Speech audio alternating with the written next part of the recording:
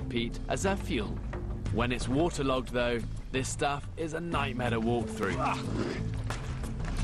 There's over 20 square miles of this wet marsh bog here, and some of it can be extremely dangerous. There was a guy out here who got stuck in a bog for 4 days, and his life was only saved because a farmer found him alive but unconscious. But if you did go into a bog like this, you need to know what to be able to do to get out of it. So what I'm going to do here is just strip off and do it myself. And the last thing I want out here, where it's cold, is soaking wet clothes. A thick layer of algae covers the surface of these mud pits.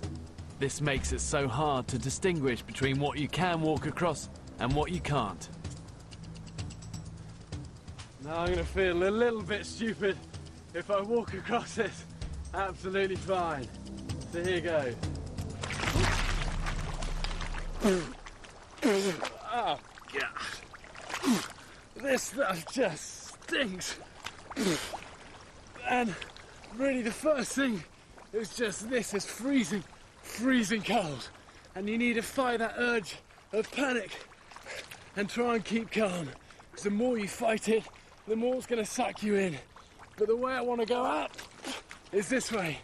Because this is where I know it's solid enough. And then just swim with big, light strokes to the edge. And look, you see just where my hands got caught around all of these roots.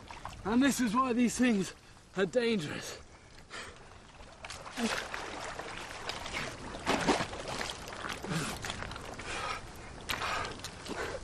That has to be one of the worst stink pits I've ever been in.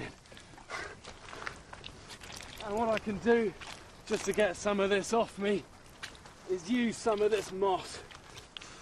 Use that just to scrape this off. I'm sure I could feel bits of dead animals in there.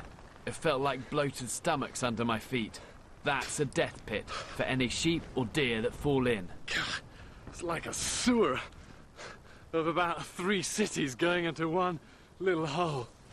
When the ground dries out in summer, that mud will be thicker and there'll be even more roots, and that makes it even harder to get out of. Use a bit of this moss just to clean some of this horrible stuff off my face and from up my nose. In these deep peat bogs, everything rots slowly, and bodies over 5,000 years old have been found in bogs with their skin and hair perfectly preserved. As soon as I'm clean, I want to get going. I have to find